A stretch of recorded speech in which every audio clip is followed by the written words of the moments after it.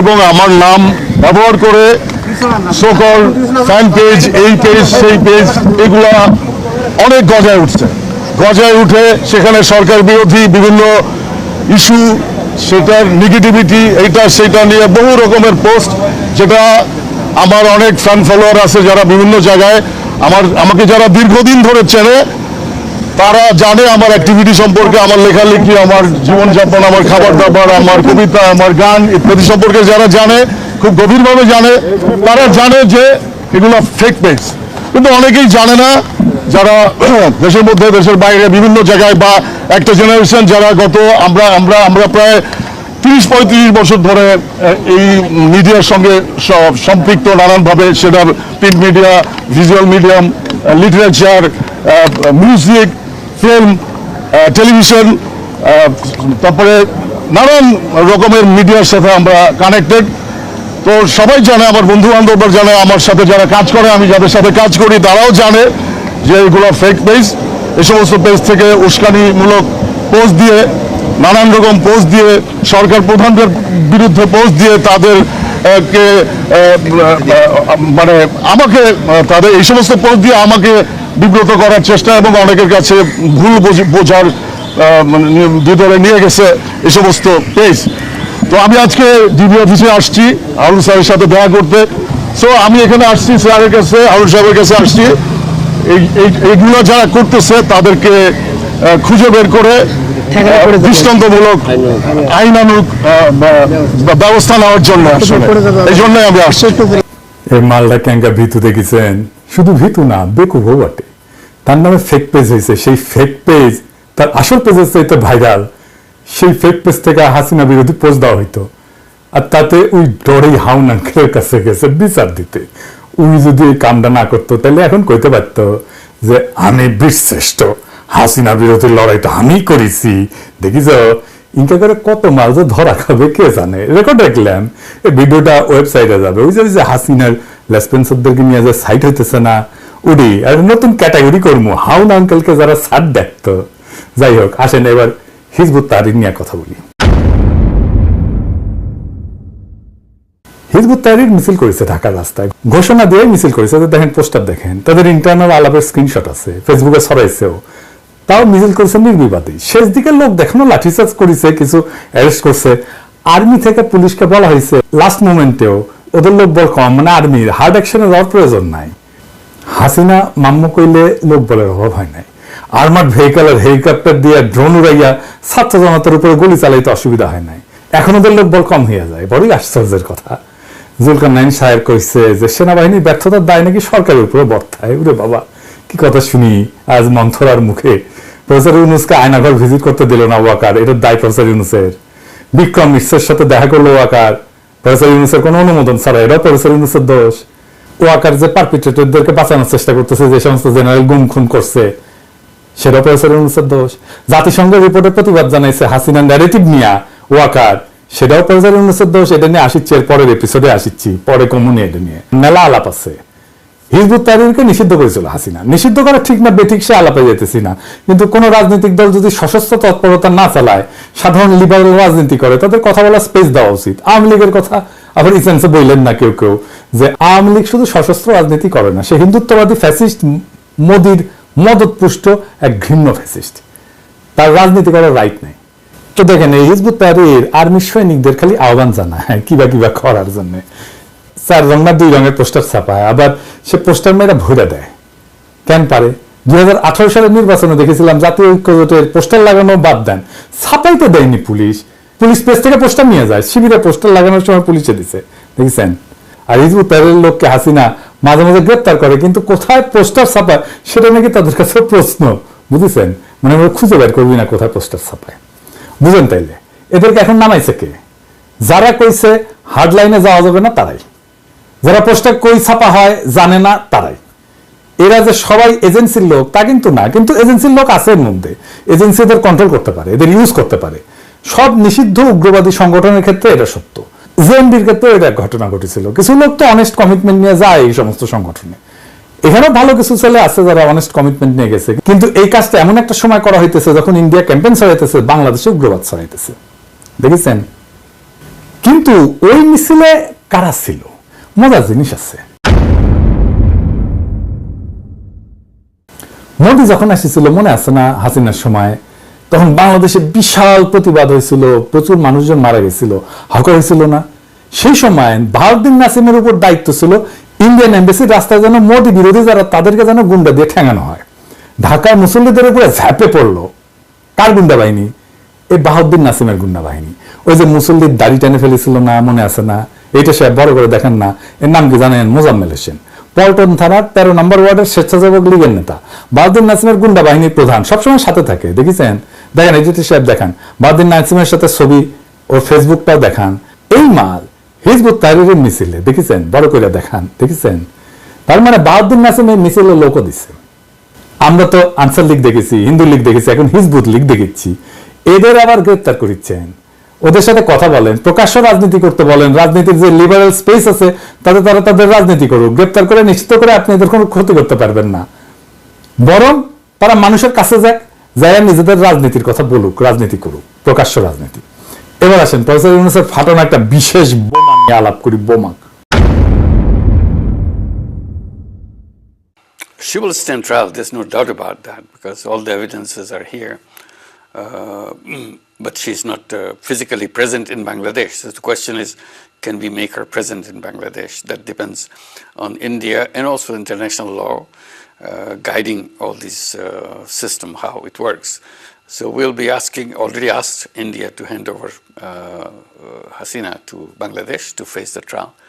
So the question of trial is not if it will be happening in absentia or in her presence. It will be taking place, not only her, and all the people who were associated with her, her family members, her clans, her associates, and all the oligarchs, people who promoted her, supported her, made her the way she is.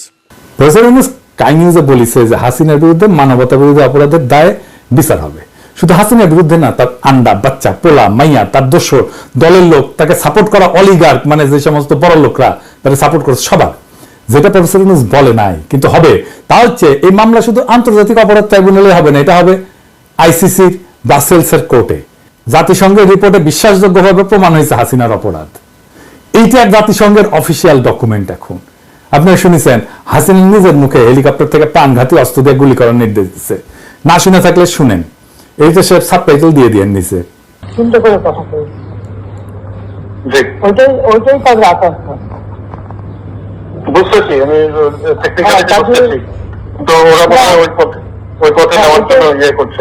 দরকার নাই, ওটা দরকার নাই। আমি সেনাবাহিনীর সাথে কথা বলছি, ওরা রেডি থাকে, ঠিক আছে। এখন তো আমরা অন্য ইয়ে করতেছি, ড্রোনদের ছবি দিচ্ছি আর হেলিকপ্টার ইয়ে মানে পাঁচ জায়গায়। ছবি দেখে পাকড়াও করা যায় না রাতের মধ্যে? সবগুলিকে অ্যারেস্ট করতে বলছি রাত্রে।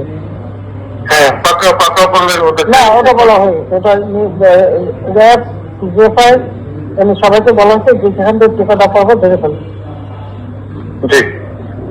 ওটা বলা হয়েছে। আর যেখানে গ্যাদারিং দেখবে সেখানে উপর থেকে, এখন উপর থেকে পাচ্ছি, অলরেডি শুরু হচ্ছে কয়েকটা জায়গায় কমে হয়ে গেছে। মোহাম্মদপুর থানার দিকে মনে হয় যাচ্ছে একটা, থানার দিকে। হ্যাঁ, হ্যাঁ, তোকে পাঠায় দিই রাত্রে। আপনার নির্দেশনা লাগবে?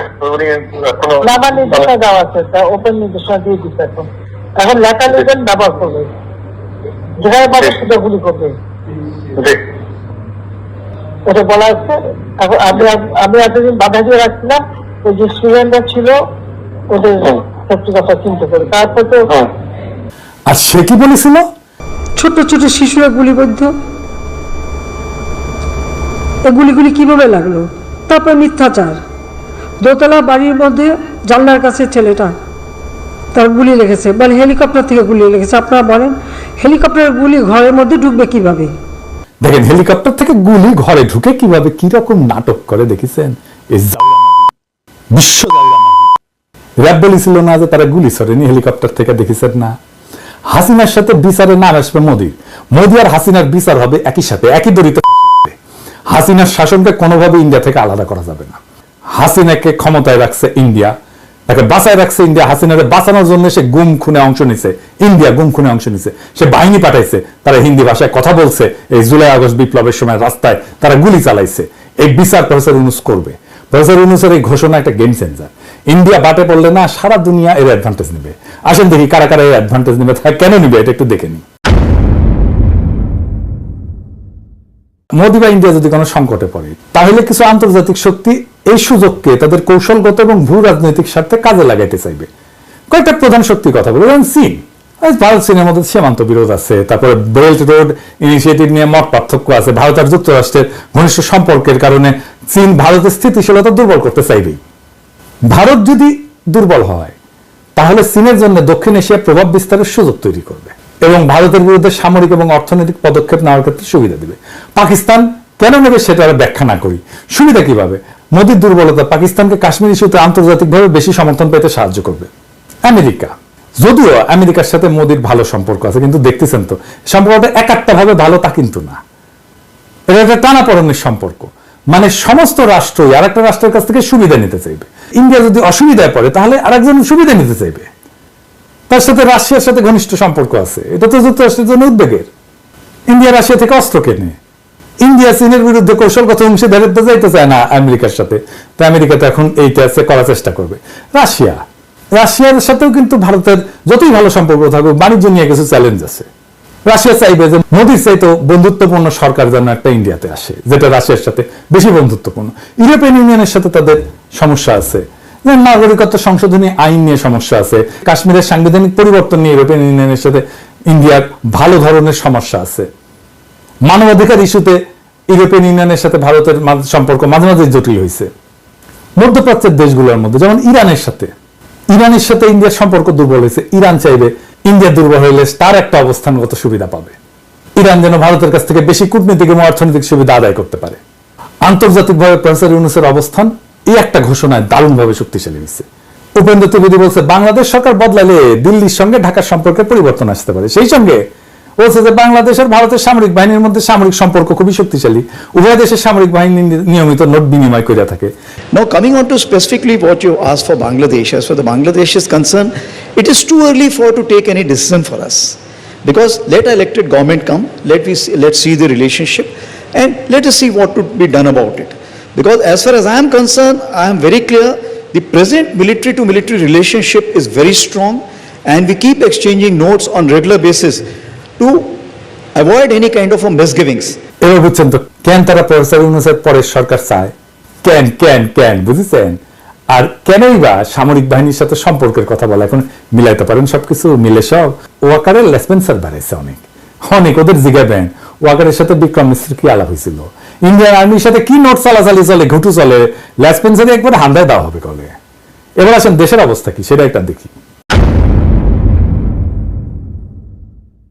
ইন্ডিয়া থেকে আমদানি না করলে পেঁয়াজ নাকি 1000 টাকা হবে, আগে শুনেছিলেন না আমরা যখন ভারতীয় পণ্য বয়কট করেছিলাম? ইন্ডিয়া থেকে আমদানি হওয়ার পরেও 7 বছর আগে পেঁয়াজ 450 টাকা কেজি কিন্তু খাইছি আমরা, মনে আছে নাকি ভুলে গেছেন? ভারত ছাড়াই পেঁয়াজ খাচ্ছি এখন 35 টাকায়, ভারত ছাড়া আলু খাচ্ছি 16 টাকায়, ভারত ছাড়া টমেটো খাচ্ছি 15 টাকায়। বিগত 10 বছরের মধ্যে এত কম দাম কখনো জিনিসপত্রের ছিল না, কিন্তু ভারত থেকে আনলে 3 গুণ হয়। এর প্রমাণ হচ্ছে বিগত 10 বছরের মূল্য।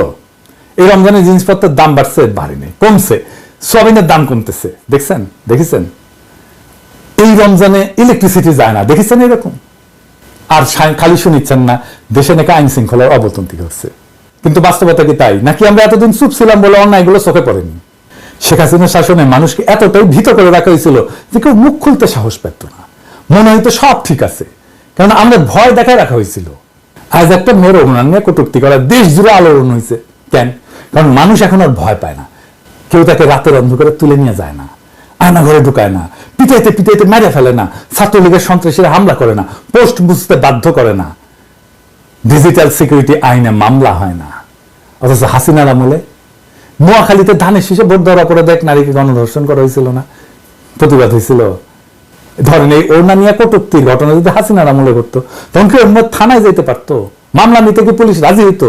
বরং বেশি বাড়াবাড়ি করলে জামাত শিবির বানায় জেলে ঢুকাই দেওয়া হইতো। তখন আমরা চুপ থাকতাম, দেখতাম দেশে শান্তি আছে। যতক্ষণ না অন্যায়টা নিজের উপরে আসে ততক্ষণ কেউ টের পায় না কতটা নিঃশব্দে অত্যাচার চলতেছে। আজ বলা হচ্ছে দেশ অস্থিতিশীল, কিন্তু এটাই তো জীবনের স্বাভাবিক ধারা। মনে আছে জগন্নাথ বিশ্ববিদ্যালয়ে খাদিজার কথা, প্রথম বর্ষে সেই মেয়েটাকে 18 মাস জেলে রাখা হয়েছিল, সে একটা টক শো হোস্ট করছিল, এটাই তার অপরাধ। সে হাসিনার বিরুদ্ধে কিছুই বলে নাই, কোনো প্রতিবাদ হয়নি, কোনো ক্যাম্পাসে বিক্ষোভ হয়নি। কেন? কারণ প্রতিবাদ করলে ছাত্রলীগের হামলা আসতো, পুলিশ গাড়ির মামলা দিত।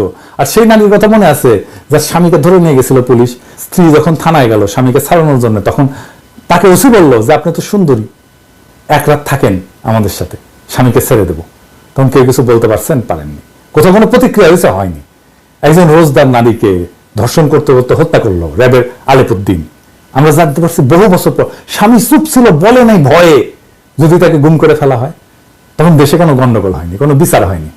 তাই কি তখন দেশ ভালো ছিল? যদি কোনো সমস্যা না থাকে, স্থিতিশীলতার চিহ্ন হয়, তাহলে পৃথিবীর সবচেয়ে শান্তিপূর্ণ দেশ হচ্ছে উত্তর কোরিয়া, যেখানে কেউ কথা বলতে পারে না, প্রতিবাদ করতে পারে না, সরকার যা বলে সেটাই চূড়ান্ত। আজ বহু বছর পর মানুষ কথা বলতে পারতেছে, প্রতিবাদ করতে পারতেছে, বিচার চাইতে পারতেছে। কেউ হিজাব করতে বললে নারী তার অপমানের বিরুদ্ধে রুখে দাঁড়াচ্ছে। অথচ এখন কিছু মানুষ আফসোস করতেছে, আগের আমলেই তো ভালো ছিলাম। আপনারা কি সত্যি শান্তি চান? তাহলে উত্তর কোরিয়ার মতো কবরে যায় শান্তি খুঁজেন না। গণতান্ত্রিক দেশে মত পার্থক্য থাকবে, আন্দোলন হবে, বিচার হবে, বিচার চাওয়া হবে। হাসিনার তৈরি করা নিঃশব্দ গোরস্থানে আর ফিরে যাওয়ার দরকার নাই তো। তার চেয়ে বরং সবাই কথা বলুক, অন্যায়ের বিরুদ্ধে দাঁড়াক। কিছু মানুষের ঘুম হারাম হইলেও প্রতিবাদ চলতে থাকলে আমাদের বিপ্লব জিন্দা থাকবে। আজকে মানুষের ভয় ভাঙতেছে, সে ভয় ভাঙে কথা বলা শিখতেছে, আজ অন্যায়ের বিরুদ্ধে দাঁড়ানোর সাহস দেখাইতেছে। এটাই সত্যিকারের পরিবর্তন। এই সাহসের আগুন যেন কখনো নিভা না যায়, আমাদের কণ্ঠ যেন আর কোনো শাসকের রক্তচক্ষুর সামনে থাইমা না যায়।